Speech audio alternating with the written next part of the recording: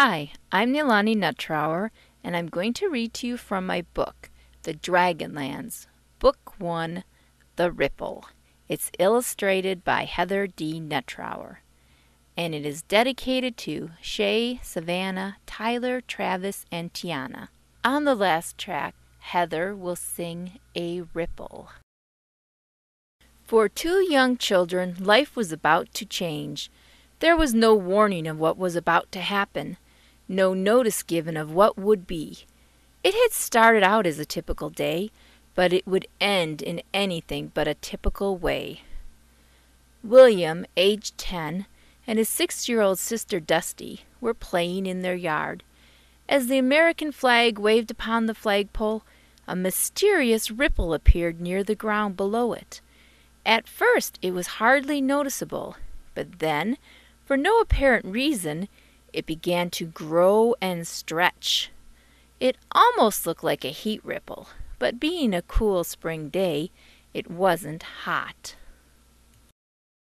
Dusty ran to it laughing. She was one to see magic in the least likely thing, and this was something beyond the normal occurrences of her day.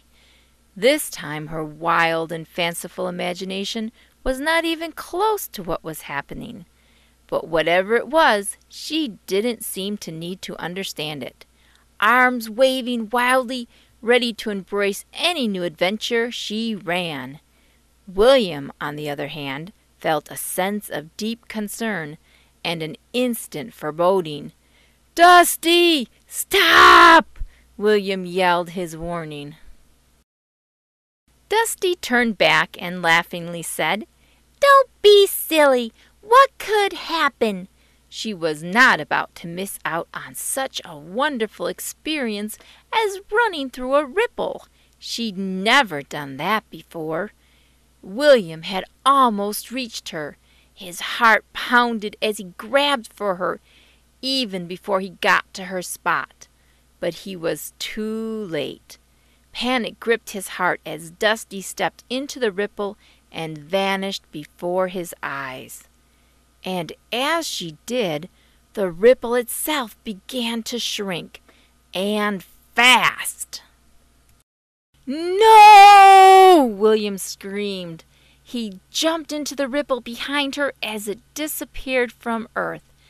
It felt as if his body was going through something so cold that the idea he'd held of cold before that moment now appeared to him as warmth. Thankfully, it only lasted a moment. But even in such a short time, his joints felt stiff and his muscles ached. He felt weakened and winded. His eyes could not easily focus at first, and that made the slight dizziness feel even more crippling as he crumbled to the ground. Even though William had jumped into the ripple directly behind Dusty, she spent more than a few moments on her own before he appeared. She had been chilled as well, but as soon as it had passed, she forgot to take that fact into account. Sitting upon the dirt of Dragonlands in gleeful amazement, Dusty was thinking that her imagination was even more powerful than usual. Usually she could dream up all kinds of adventures, but never with such clarity and sense of reality. Taking in the beauty of the world and the incredible creatures that seemed to be observing her as well, Dusty sat spellbound. She couldn't help noticing that dancing in the sky were what she knew of as northern lights, but in this place they rippled and waved in the daylight on a backdrop of a multicolored sky.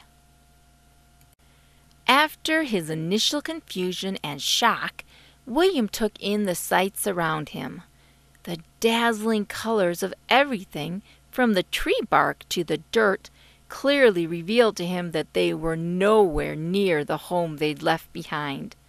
With a thankful heart, he noticed that his sister was there as well. He'd not lost her. He went over to Dusty. "What did you do?" William screamed at her, fear making his voice harsher than Dusty had ever heard it before. "I didn't do anything," Dusty said in defense. She couldn't understand what her brother was making all the fuss about. She was having an enjoyable game of make-believe. He was usually a better sport about these things. She knew he had to pretend to see the things she saw, but she didn't mind. It wasn't his fault that growing up had made him lose some of his imagination. He'd always at least tried to go along with it for her sake. So she was surprised by his impatience with her now. "What do you call this place you've jumped into?" William asked, still with a raised voice. "What was I supposed to do, stay behind? You just vanished. I know you like to pretend, but couldn't you tell the difference? Isn't it taking your imagination a bit too far to jump into an anomaly?" William watched the information channels often on his TV and was happy to throw around unusual-sounding words when the mood struck him. If this wasn't a time to use anomaly, he didn't know when it would be. Dusty ignored the words she didn't understand, as she usually did. But she couldn't ignore what she did understand. "Do you see it too?" she asked in surprise.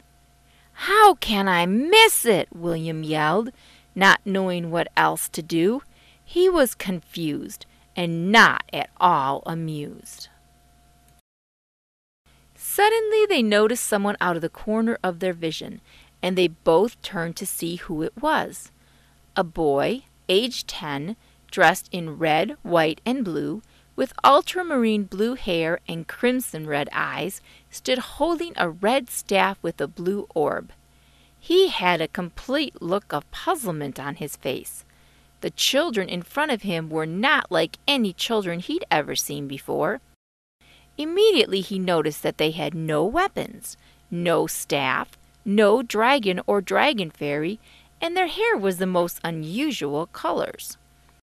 He'd been a distance off when they'd first appeared and had just come upon them. They were speechless and open-mouthed as they stared at him. The dragon beside the boy repeated the colors of crimson red, white, and ultramarine blue. "Whew," he stumbled. "How?" Beside him the dragon piped up. "What were you thinking of, Yusa?" Gaba asked, clearly concerned. I'm not sure," Yusa said, trying to think. "Try harder. You must remember," Gaba said, coaxing him. "I'm trying," Yusa said, clearly struggling to remember. "It's important," Gaba emphasized. "Nothing," Yusa breathed out. "Nothing." "It had to be something, even if it was just in passing," Gaba said. "Well," Yusa thought again. "Only my favorite colors," he admitted, although thinking it could have no bearing on anything. "You were twirling your staff," Gaba reminded him. "That starts enchantment." "Yes, but," Yusa said, not able to believe he could have started anything like that without trying, without feeling a drain in his power. "But nothing. It starts enchantment," Gaba said sharply. "But I didn't realize," Yusa said, and couldn't finish his thought. "I'm sure that wasn't..." But he couldn't finish that thought either. William and Dusty were staring at them, never seeing a dragon, much less one speaking, before. They didn't know what to do. They didn't move, and they didn't speak. This was beyond any of Dusty's other adventures in imagination, and knowing that William was seeing all of this as well really wasn't as comforting as she thought it should feel. The dragon looked at the children, who appeared almost statue-like. Yusa looked at them as well, but said nothing. Finally, Gaba spoke in a rather loud and gruff voice. "Well, we better deal with it." And in his agitation, a rather dark puff of smoke came out after the words. The words, the tone of the words, and the smoke all scared Dusty. She let out a high-pitched scream, then ran and hid behind her brother. Yusa and Gaba put their hands, or wings in Gaba's case, over their ears, never hearing such a terrifying sound before. They imagined it must be their way of speaking, having missed the conversation between them earlier. That remained the scene for what seemed like endless moments. Dusty, screaming frantically, tugged at William's pants, almost knocking him over. Yusa and Gaba were in a state of confused agony. Gaba tried to reply with a scream of his own, thinking to reassure her by attempting to communicate with her in her own language. It was louder and more ferocious than his speech had been, and couldn't help being followed by more smoke and wisps of flame. That made William scream. He was no longer able to keep his composure. William and Dusty were petrified, not knowing what would happen to them next. Maybe they would be burned alive, as the dragon's scream might be interpreted as readying a much larger flame before exhaling it onto them. William's mind played out the words, fire, breathing, dragon, although he couldn't utter them out loud. "I don't think that worked," Yusa said, as the children fled from them in terror. "We must catch them before they get lost. This is our fault," Gaba said. Gaba knew that he had nothing to do with bringing the children to their world, but had to admit that they hadn't taken off in fright until he tried to communicate with them. He must have given them the wrong reply. He had no idea what he might have said, and now thought it foolish to have attempted it. Yusa and Gaba ran after the children, who weren't used to as much exercise as they were. After pushing themselves as hard as they could, they had to stop and be content to hide. When Yusa and Gaba reached them, they were panting behind a rather large tree. "Shall I try again?" Gaba asked, noticing the children who couldn't really be fully hidden behind the tree. But he didn't let on that he saw them. Instead, he looked around blankly, as if he were still searching. "I think not," Yusa said, feeling Gaba's attempt was a dismal failure. "It is better to talk in our own language than to try to imitate an unknown. Who knows what you said? Maybe something like, 'Let's eat them.'" "Okay, you try," Gaba said, with his head hanging down. He'd already admitted to himself that his suggestion was a failure. Having Yusa tell him the same thing only reaffirmed his shame. "We are sorry if we scared you," Yusa called out, as if to the forest and not directly at them. Dusty ran out. Now that they were not yelling anymore, she felt more comfortable talking with them. She was sure this still must be her imagination, no matter what William thought, as they spoke to her in her own language. "Hello," Yusa said, trying to sound comforting. "I'm Yusa. Who are you?" "I'm Dusty," Dusty said, covered in dust. "That is a fact," Yusa said, noticing himself that she was covered in dust, even before she said such a thing. Yusa was glad that he could understand her speech, and that the horrific sound before wasn't her only way of communicating. But he hadn't asked about her appearance, only her name. He thought he should clarify that point. But what is your name? Dusty looked at him as if he were crazy. "That is my name!" Dusty yelled, rather loudly. Yusa ignored the tone and replied, "Hello, that is," he said warmly. "What?" Dusty looked confused. Although she understood most of his words, his accent was a little different than she was used to.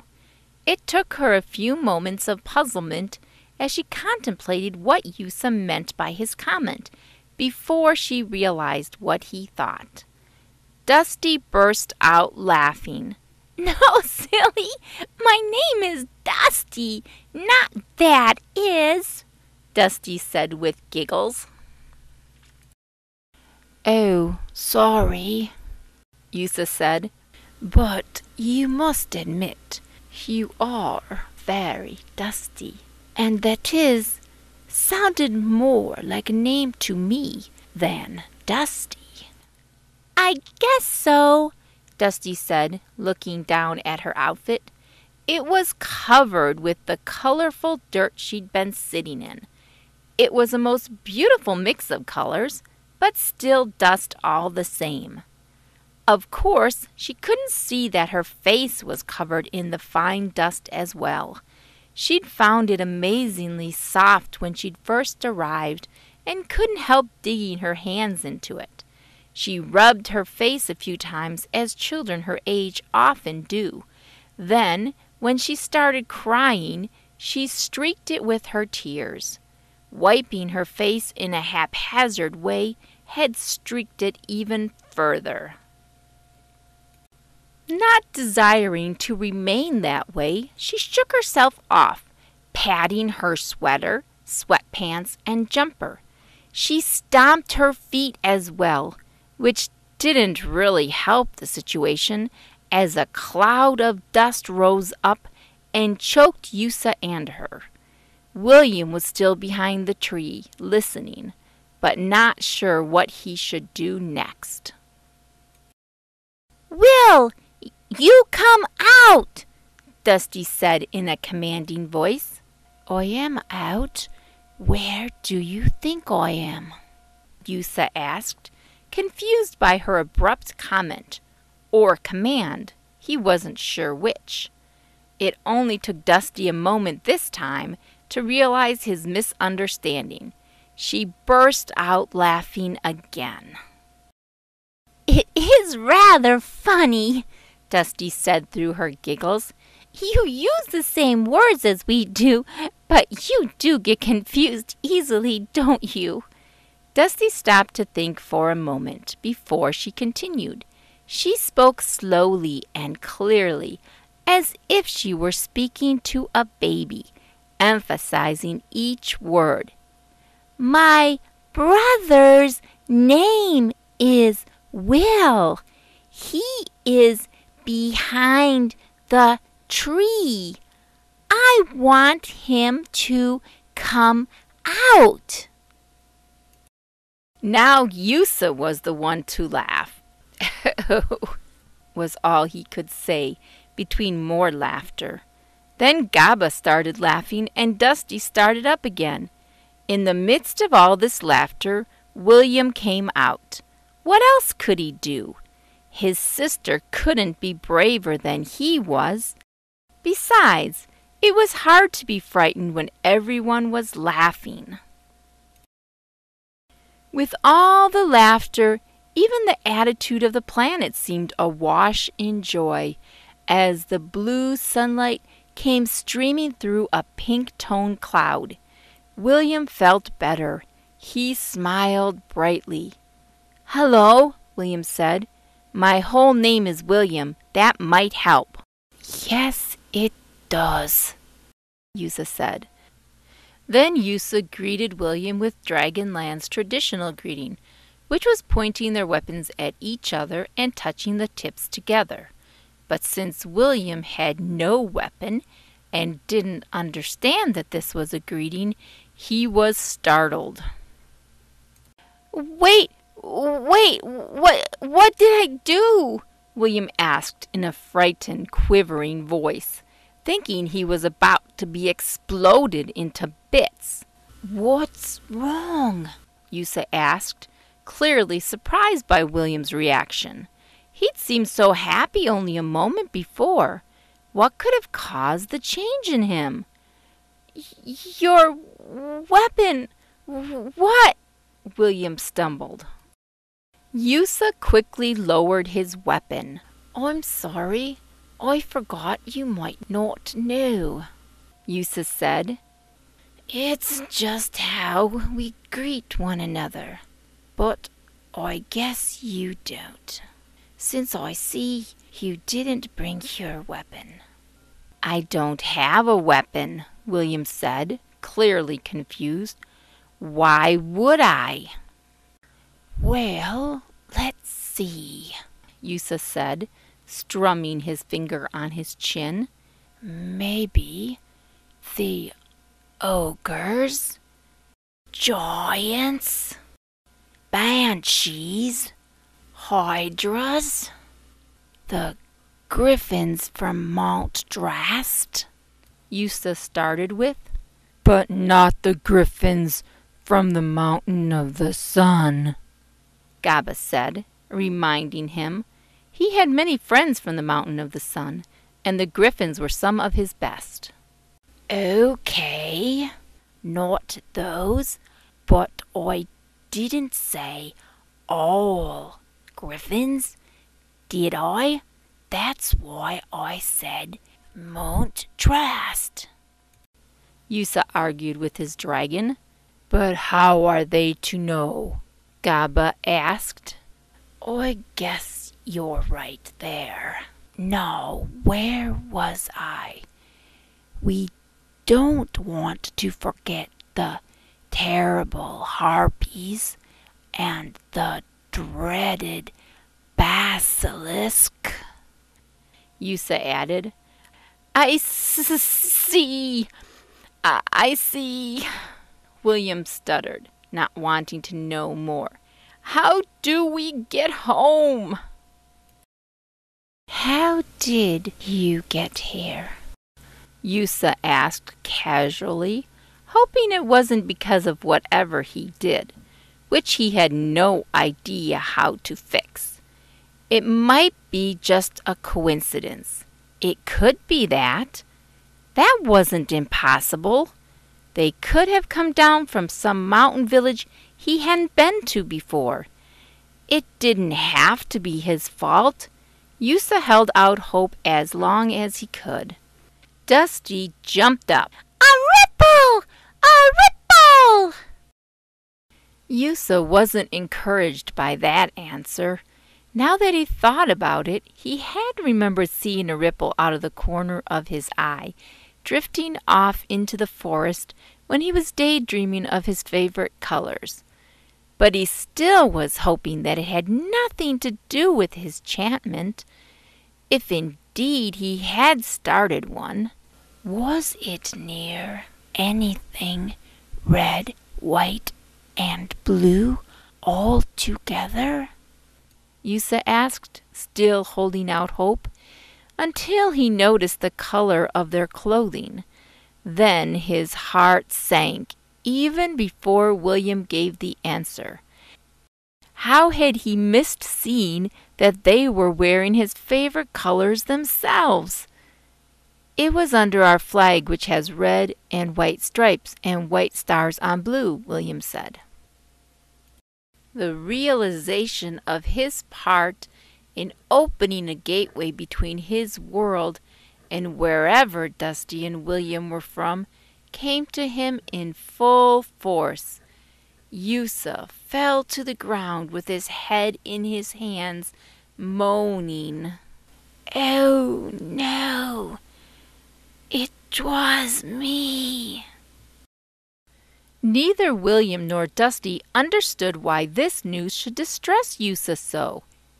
If it was you, then you can send us back whenever you want, Dusty said happily. Just make another ripple. It's not that easy, Yusa moaned without lifting his head. I don't know what I did. Then, when nothing was said, Yusa pulled himself to a sitting position. William and Dusty stood silent, staring, confused, as if unable to understand what he could mean by that.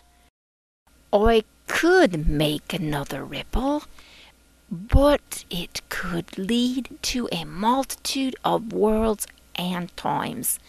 To find your exact world and your time when I don't know where it is would be near impossible. Oh, great! What? You just throw magic anywhere you feel like it, no matter the consequences? William asked and accused in anger. He didn't like the ogres or any of the other things mentioned. Besides, he was getting hungry, and when he was hungry, he got cranky. Not just slightly cranky, but very cranky. Dusty saw the signs. Do you have anything to eat? She asked. This seemed to come out of nowhere to Yusa and Gaba, who thought it an unusual request at that particular moment.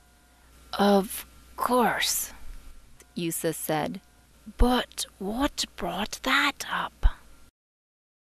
Dusty didn't say anything right away, but thought an explanation was required when Yusa and Gaba continued to stare blankly at them.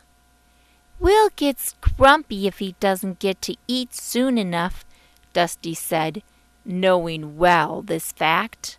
I do not, William yelled, all out of proportion to his sister's comment. Do too, Dusty reminded him. Do not, William screamed back. Do too, Dusty taunted him back. Do not, William emphasized. Do too. Dusty would not be hushed. Arrgh! William gave up in frustration, knowing he could never win this argument. I see, Yusa replied, and sent Gaba for their mid-morning meal. Gaba got help from some nearby dragons, and soon a very large and luscious meal was placed before them. After they started eating, the tension in the group eased, although William was feeling a little uncomfortable about his behavior. Once he'd eaten and the food was settling in his stomach, William felt embarrassed by his childish outburst. I guess I do get slightly irritable when I'm hungry, William admitted. The very world around him seemed to take on the colors of his embarrassed blush. Oh, really? His sister couldn't help teasing one final time. William looked at her but said nothing. You'll fit in nicely here. We never let anything get in the way of our meals, especially our afternoon tea, Yusa said. Gaba shook his head, appalled at the very idea of something interfering with their afternoon tea. I should say not, the dragon said staunchly. This made both William and Dusty smile. There was pleasant conversation between all, and their friendship was forged. But throughout the meal, Yusa kept thinking about their problem. Now, about getting you home," Yusa said after all had finished eating and were sitting back relaxing. "Maybe Sir Lord would know how to help you." "Sir Lord?" William asked. "Yes, he is a very smart chanter and is wiser than anyone else I know," Yusa said. "Where is he?" Dusty asked. "Very, very, very, very, very," Gaba was saying. Yusa interrupted him. "Let's just say far." "Very, very, very far," Gaba put in. "Oh," Dusty said sadly. Although she was enjoying her new friends, she was getting tired, and when she got tired, she just wanted to be in her own home, in her own bed, now. "We'll need help. Lots of dangers on the way," Gaba said mysteriously. Yusa said, clearing his throat in warning to his dragon not to frighten the children too much. It was apparent that Dusty and William's world was not like theirs, and they didn't face dangers on a daily basis, as was common in Dragonlands. "Let's head to my house and get reinforcements. I mean my brother and sister." They all agreed and started for Yusa's home. And after Dusty realized that the best that could be had would be to go to Yusa's home, she accepted that fact and tried to be cheerful about it, which she succeeded in, since she was naturally cheerful. Gaba, noticing that she was tired, helped by walking near her and letting her lean against him whenever she wanted to. It would be a while before she was comfortable enough to ride on him, and Gaba understood that. William felt more relaxed, having gotten over his embarrassment with the help of Yusa and Gaba's acceptance of it as perfectly normal for him without making any fuss over it. Nothing more was said, and William was free to enjoy the newness of the adventure and the friends he found more to his liking the more he knew of them. But we'll have to learn what happens to the travelers on the way to Yusa's home in the next installment of the Dragonlands, Book 2, Banshees. A ripple is a portal to another place or time, and isn't something one should do lightly. No, there are consequences to doing such a thing, and unless you're trained like Sir Lord, it really shouldn't be done. For you could open a portal to anywhere or anytime, and you wouldn't know where you would go or what you could find. For any place or time could have many things